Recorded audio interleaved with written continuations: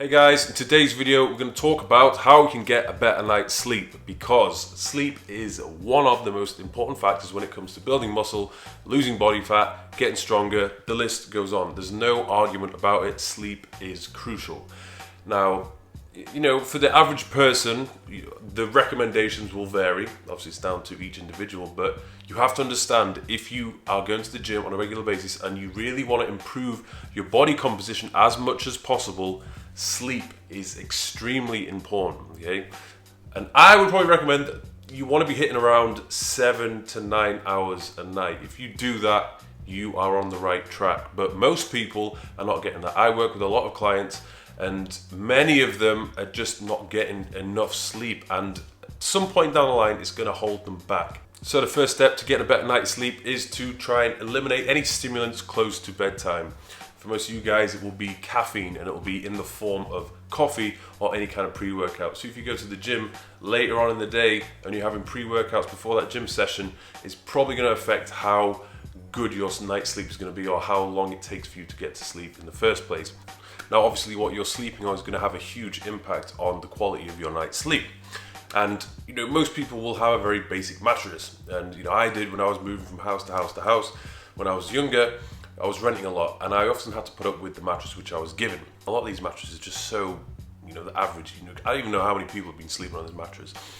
But I made a few temporary fixes. I had purchased a foam mattress topper, which did actually make a lot of difference. And it wasn't that expensive. Sometimes you can get a foam one, sometimes you can get one which is goose feather.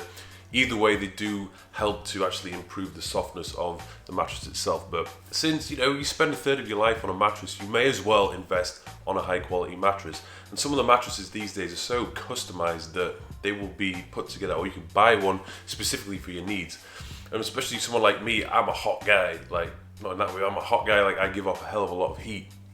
When I'm sleeping in bed, if I give off too much heat, I get too sweaty and I get uncomfortable and I wake up. So some of these mattresses even have the technology where they actually get rid of the heat to the mattress itself, which is crazy.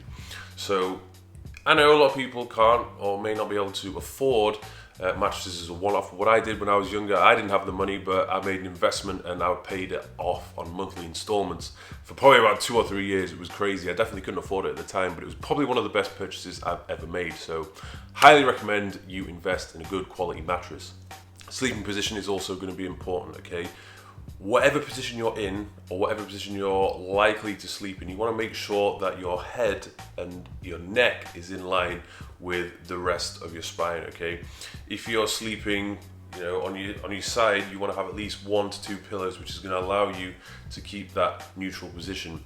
If you are sleeping in these awkward positions, you are going to wake up very sore and you could potentially do damage to yourself. So make sure that you're getting yourself into an optimal position to sleep. And since we're on the topic of sleeping positions and pillows, you might as well invest in a high quality pillow, okay? I've invested in one which is made of foam, and it definitely does make a difference.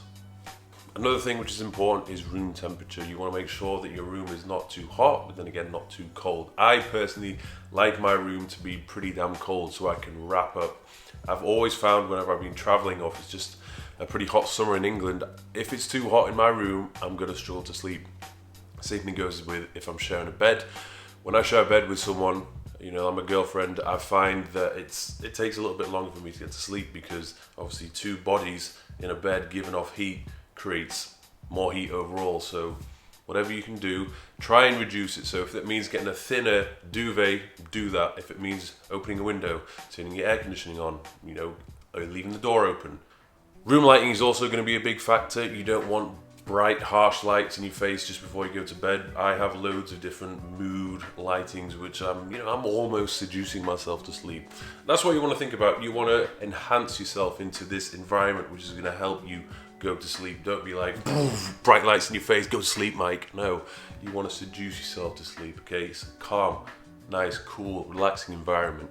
And whilst we're on the topic of lighting, you want to make sure that you can prevent natural daylight coming in, particularly in the morning. Like in England, especially in the summer, the sun rises at like 5 in the morning, and I do not want to be waking up at that time, okay? So what I do is I would invest into a blackout blind. The red ones, which are pretty useless because they make your room red. White ones not ideal, particularly if, like in my situation, I move into this house and the guy hadn't even got the measurements right. There was like a fraction of the window still not covered by it, so that didn't make any sense, defeat the purpose of it. My best ones I had was when I was a teenager and it was completely blacked out with black material. It just absorbed the light. So if you get a blackout blind, get a black one. If you do want to go for the cheaper option, you don't want to get blackout blinds, you could just get the face mask. I've tried it before, yes, they do work. It's a little bit annoying, obviously, because something is on your face, but better than nothing. I'm personally a light sleeper, so I find that any kind of noise is just going to wake me up in the middle of the night, whether it's something from outside, inside, or if I'm sleeping with my partner and she's snoring, okay? I don't want that. I don't want anything interrupting me, so I've been using these for years, these little foam earplugs, which are really good for blocking out any kind of noise. Probably one of the biggest issues which prevents people from getting a good night's sleep is looking at your phone or your laptop just before going to bed, okay? These bright lights coming into your eyes are basically telling you it's not time to sleep yet. Stay awake. You got to stay awake. When really you should have the lighting low, and to be honest, you shouldn't really be looking at your phones or your laptops at all. But there are a few little apps which can help. There's one you can use for your laptop, which is called f.lux, which is useful. It basically gets rid of all the lights on the blue end of the spectrum, so you're looking at quite a red screen, which does help. And then there's one you could also use for your phone as well. I think the iPhone has a option built in which reduces the harsh lights on the eyes, but if you have an Android, I'm sure there's a few other apps out there which you can use. And whilst we're on the topic of laptops and phones, don't stimulate your brain just before going to bed, okay? That's the last thing you want to do. It doesn't even matter if you're watching a video on YouTube or you're just scrolling down your feed. It's okay if you're watching this video, but don't watch any other videos. But basically, you don't want to be overstimulating your mind, okay? You want to be just relaxing it. So maybe an hour, 2 hours before bed, don't look at any kind of screen, okay? Read a book, listen to an audio book, just lie there and chill, okay? Just try your very best not to look at a screen. Personally, what I do just before going to bed, usually an hour or so beforehand, I turn my phone onto airplane mode so that there will be no distractions. I'm not going to get any messages, nobody's going to call me, nobody needs to call me at that time of the night. They can wait till the morning. So there you go, there's a couple of tips there to help you have a good night's sleep.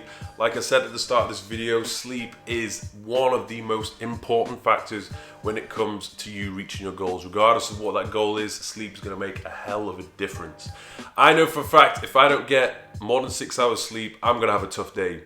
Whether it be putting in a good session in the gym, whether it be trying to stay away from bad foods, whether it's just staying attentive, being positive, energetic, I'm going to have a problem. So sleep is very important for me, and you should place a lot of your priority on it as well. So thanks for watching, guys. Don't forget to subscribe, and I'll see you guys soon.